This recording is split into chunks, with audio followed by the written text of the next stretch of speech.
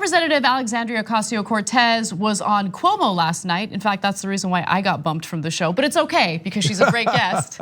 No hard feelings, and she gave a great interview. In fact, she was asked to share her point of view on what happened during Super Tuesday. Here are her thoughts. You saw Biden overperform from what was expected. I mean, let's be honest. At this time last week, there was a lot of talk about whether he'd make it through Super Tuesday. Overperformed with people in the suburbs that you people need. Overperformed with what we call white working class people.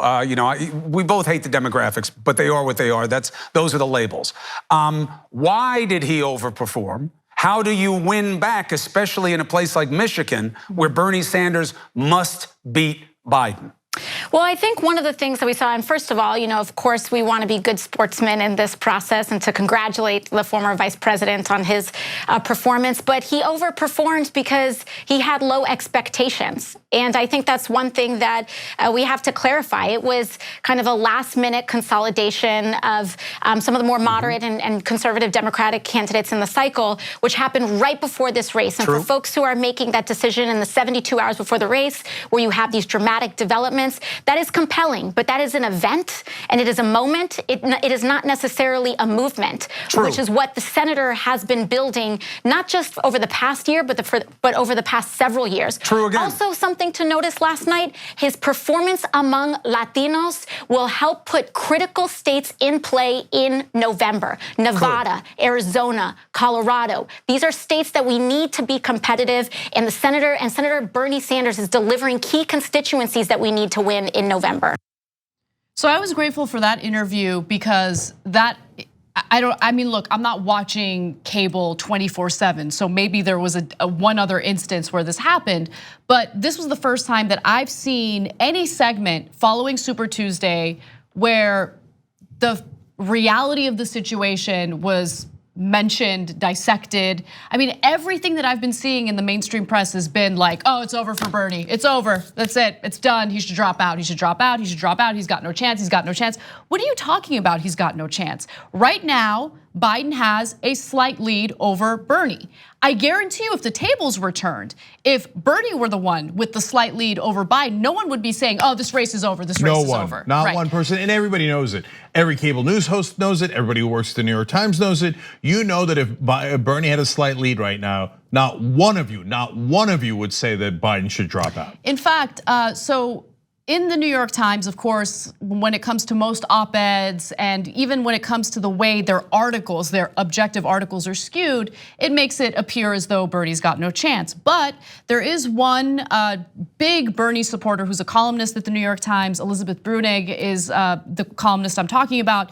She wrote a column saying, no, Bernie definitely still has a shot. And I want to read you two facts from her piece that are important. More than half of the delegates who will determine the outcome of the party's convention in July are still up for grabs. That's incredibly relevant. It sucks that we have to play defense on this. They just invented that it's over the minute he took a 1% lead. It's totally invented. And even when you play defense on it, it reinforces the frame like, wait, does Bernie have no chance?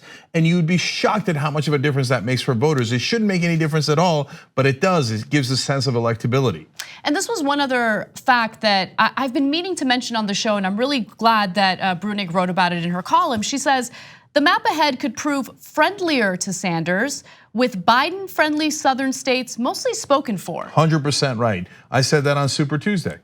So he won the South. He was supposed to win the South. That goes to AOC's point about you guys had super low expectations for him. Everybody knew he was going to win the South. And now you turn around as if like he's some God's gift to electability because he did what he was supposed to do. And when Bernie wins the West, like Colorado, Utah, and California, the largest state, oh, no big deal. Everybody expected him to win that. I mean, the hypocrisy is endless, endless, endless. I keep harping on the media because it is literally billions of dollars. Mike Bloomberg's $500 million that he spent on advertising couldn't match the earned media of him getting obliterated in a debate. That wound up having the effect of billions of dollars in coverage, and it swamped even Mike Bloomberg's money. But 24/7, the media attacks Bernie Sanders and supports the establishment candidates like Joe Biden. And that's tilting, it's not tilting the scales, it's slamming the scales with billions of dollars on one side.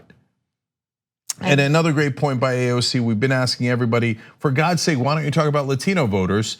None of the the pundits on TV will talk about it, none of the hosts will talk about it, none of the writers and the mainstream media will talk about it. So only Bernie Sanders surrogates are allowed to say the things that are obviously true. AOC comes out and goes, well, how about Latino support? And I would have gone just one step further. She did a fantastic job. I just would say, does that mean Joe Biden can't win over Latino voters? Why does he have a problem with Latino voters? They say it about Bernie Sanders all the time with African Americans, even though it's wildly unfair. We should flip the frame on Biden. So I love that AOC did that. Thanks for watching the Young Turks, really appreciate it. Another way to show support is through YouTube memberships.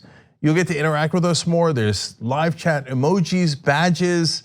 You've got emojis of me, Anna, John, JR. So those are super fun. But you also get playback of our exclusive member-only shows and specials right after they air. So all of that, all you gotta do is click that join button right underneath the video. Thank you.